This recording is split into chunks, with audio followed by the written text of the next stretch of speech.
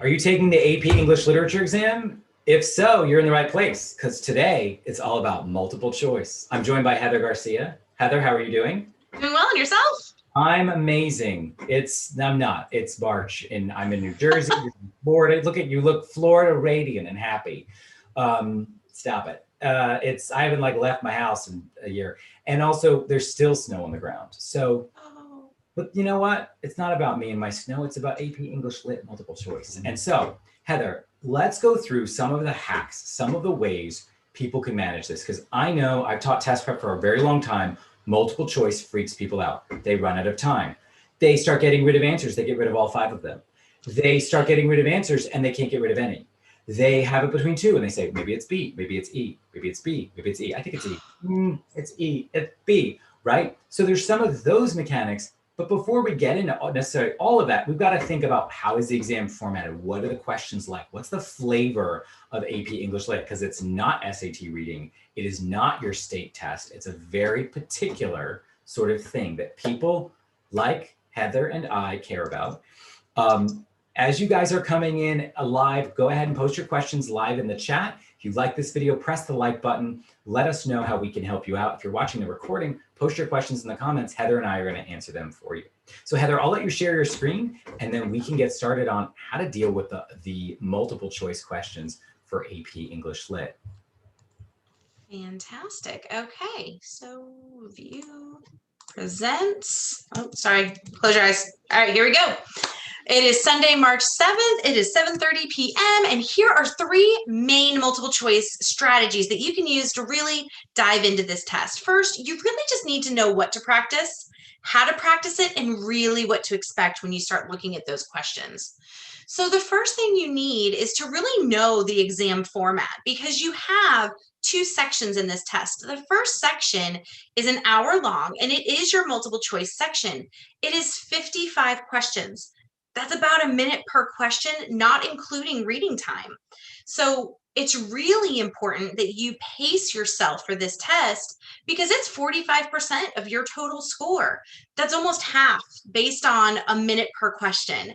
This is a skill that you need to be practicing in the weeks leading up to the test. You're not going to be able to just jump into that test and have that formatting down. That's not how that works, especially because the passages are at a pretty high reading level. College Board goes out of their way to pick things that you've never seen and that are really engaging and thought-provoking, which is great, except that you don't have a lot of time to spend in that thinking moment. So you've got to be trained and you have to practice because that pacing is so important. Looking at the test design can also help you because if we're trying to read at a minute per question, and that includes the time that you have to read the passages, then we kind of need to know where College Board's headed when they design these tests. So at this point, we're just going to kind of peek behind the curtain and see where they're putting most of the weight. So if you look at that section 1 multiple choice at the skill categories, you'll see number 4 is our heavy hitter. Explain the function of the narrator or speaker.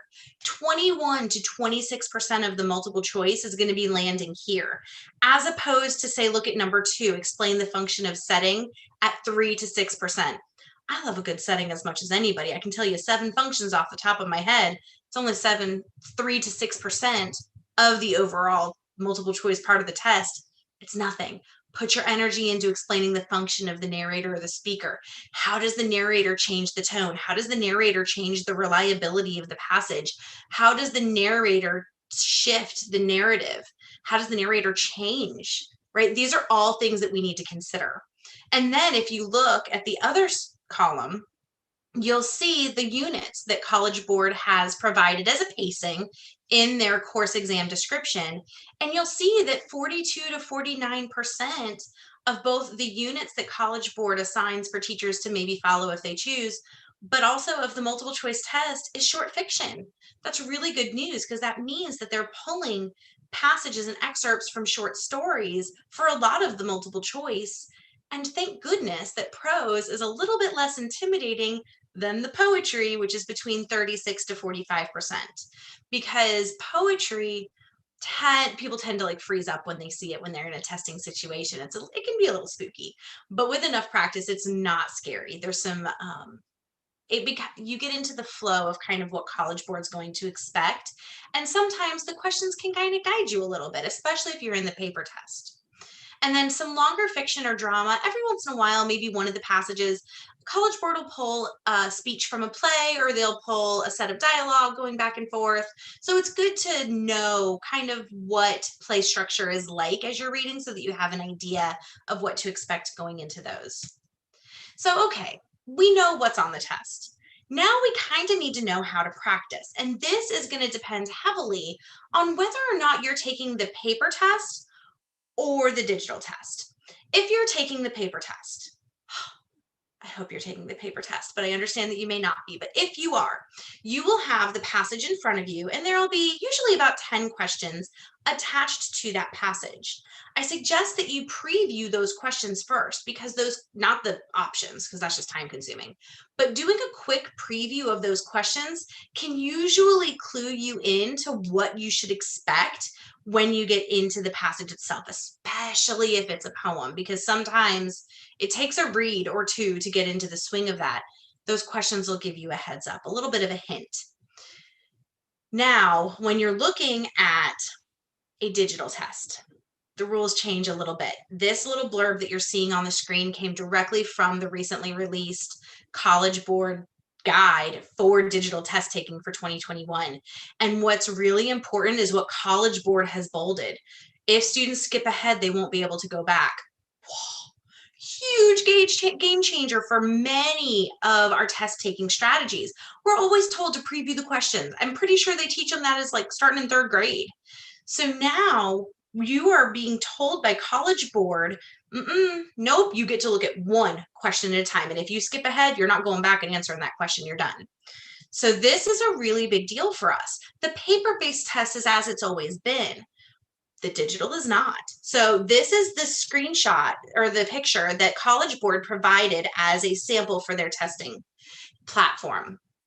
And I know it's AP Bio. They didn't release one for AP Lit. I'm grumpy with them, but we'll get over it. So the AP stimulus, right? So it'll either be a poem or an excerpt from a short passage or maybe a drama, will sit in this column that has the chart in it for now, and you'll be able to scroll up and down through there, and that section will stay, but the questions will change. So you have about 10 questions associated with that text.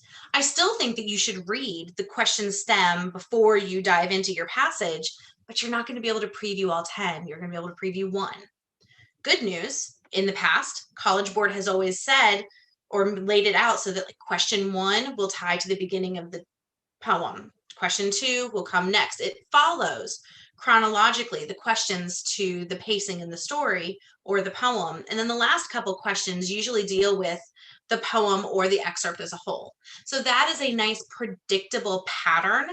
So at least you know when you start looking at those questions, okay, so this question will help me figure out what's happening in this opening of the poem or the excerpt. So just something to keep in mind if you are taking it digitally, though, is that you will not be able to go backwards. So don't preview the questions. Don't move forward other than the one that's on your screen. I can't stress that enough. I will probably say it again, though, before we're done, but I can't stress it enough. So once you know what the test is going to look like in a digital structure, and you kind of know what College Board is looking for, well, now you need to know kind of what to expect on that question by question level. So, okay, fine. The questions about the narrator or the speaker are going to be the most hefty portion of your test for multiple choice. Fine. Well, this is what they're going to ask you. They're going to ask you to identify and describe the narrator, right? Because if it's a narrator that isn't super obvious, that might be a little hard to nail down. They're going to ask you to identify and explain the effect of the first person versus a third person narrator, especially if there's shifting viewpoints or if one character is a child and you're getting it from a child's perspective. I've seen them do that for a couple of passages, and that's an interesting take. Or if it's a woman watching an interaction with a bunch of men, right? Because that changes the lens through which everything is seen. So those are considerations to take into mind when you're dealing with narrator. Explain how features of the text contribute to shaping that narrator's tone, right? How does their tone reflect their perspective? How does that reflect our reading? All things to keep in mind as you're approaching these passages. And then, of course, talking about the reliability of the narrator. If you look in the yellow box off to the side, these are just some of the question stems. So the first bullet point, which of the following best describes the way the passage is narrated? Right? So you'd have to offer, or you'd have to look through the options to see what they offer and what you would choose. In line X, the speaker is doing which of the following? Okay. Which of the following best conveys the speaker's sense of time? The tone of the speaker is best described as, right? So all about that narrator and speaker. Next, questions about character. This is the second highest category that College Board pulls from. And when you look at, I'm jumping ahead, kind of thinking about the essay questions, they usually for question number 2 fall around some sort of characterization aspect. So questions about character for multiple choice require readers to identify and describe details about a character, their motives, right? So they're going to pull passages that are really, really rich in detail. And then you kind of have to be a detective and figure out what those details reveal about how they think, how they feel, what their motives are. You have to be able to describe changes or lack of changes and how those affect the narrative. So if you have a character who starts awful and ends awful, well, what does that say about the passage? Compare and contrast multiple characters, right? Because who knows how many characters can show up in these excerpts. I've seen as many as 9. It just depends on what excerpt you're looking at. Describe and analyze interactions between characters and what those interactions indicate about their relationships, right? So we're getting into the interactions of characters because that's really rich. And then identify and explain complexities in a single character, right? Because again, we have no idea. Like if they give you an excerpt of a monologue, well, you're just dealing with one character. So let's dive into that one. And then you can see over in the yellow column, some of the question stems that they'll give you. So if you look at the second bullet point, which of the following is true of characters A's attitude toward character B throughout the passage? That's a lot of deducing and thinking to do in a minute. So the quicker you can kind of get a handle on that passage, the easier these will go. And then which of the following best describes how that character regards his own situation? And then the last one, the character's name decided to say this chiefly because, right? So we're looking at the character's physical descriptions, their actions, their inner monologues, their thinking, their speech, the things they say, as well as the things they don't say. All of that needs to be kind of running through a filter in your mind as you're reading these passages for multiple choice. But again, remember, you're in a limited time frame, so you don't get to linger. That's why it's really important that you're practicing. And if you don't have a ton of excerpts to practice with on your own, you can pull short stories from, I'm sure, your textbooks or your teachers, or there's all sorts of places online where you'll be able to pull them as well. So then you can look at questions about plot and structure. So these questions are going to require you to really dive into the chronology of event, especially if there's flashbacks or flash forwards. Explain how those events are going to affect the narration and how the stanzas or the sentences are all organized and how they can kind of relate to one another. Looking at the meter and the rhyme scheme to kind of contribute to the structure of a poem might be helpful. Especially if you're looking at like Elizabethan and Petrarchan sonnets, because those have very particular shifts that you might be looking for. Those can kind of be clues for the multiple choice questions. And then looking at those contrasts and the conflicts within the passages. So the last one are questions about style. And I have to admit, as a language nerd, these are my favorites. So understanding the differences between those literal and those figurative meanings, and then talking about specific words in context. Why did the author choose to have them smirk at that exact moment rather than 5 lines later? What does that smirk mean? This is that detective work that I really like. Identify and explain symbolism and imagery, because even in something as short as an excerpt, you're still going to be able to find some really rich moments of symbolism. And then explaining similes and metaphors and personification. What's important to know is that College Board no longer requires you to memorize just pages of lists and definitions of literary terms. It's just not necessary anymore. They're more interested in you being able to apply and interpret some of the more basics than they are in you being able to pick out Zuba. Like they don't care about that as much anymore. They've shifted into fancy thinking instead of fancy definitions. So one other method that you have is when you start looking at these multiple choice passages, start to try to pick out the types of wrong answers that sometimes test makers will put in there as red herrings to distract you. So is the answer going to be too literal? Is it recycled language that just comes from the passage, but that doesn't actually answer the prompt? Is the answer choice kind of partly true, but partly not? Do they use extreme language like always and never? These kinds of points that they put in the questions are there to distract you, and they're hoping to trip you up. So if you're looking to eliminate answer options, some of these might be the way to go. If this part right here is something that's intriguing to you, you can go on Marco Learning's website, and under the free resources, under the study guides, there's this whole pack of study guides. And there's an entire page within that dedicated to multiple choice. And this chart is in there, as well as an example, as well as all sorts of really great study guides for you that talk about diction and analyzing character and diving into the different essay questions. Like it's a really great resource that's 100% free. You just have to go on the website and download it. It's pretty great. So wrapping it up, pacing is going to be the key to your success. If you are not practicing and giving yourself the opportunity to kind of play around with that pacing in a low stakes environment, you're doing yourself a disfavor. You really need to get into some texts and play around with them. And then the more practice you do, the better you're going to be. So that's it. Where are you landing, John? Wow, that was a whirlwind tour. Thank you, Heather. There's all sorts of really interesting things. And what I'm going to do real quick, I'm just going to I'm going to share my screen real quick. I want to show you, there's our AP Lit video, but a couple things you were highlighting real quick that are valuable on our website. We have tons of stuff.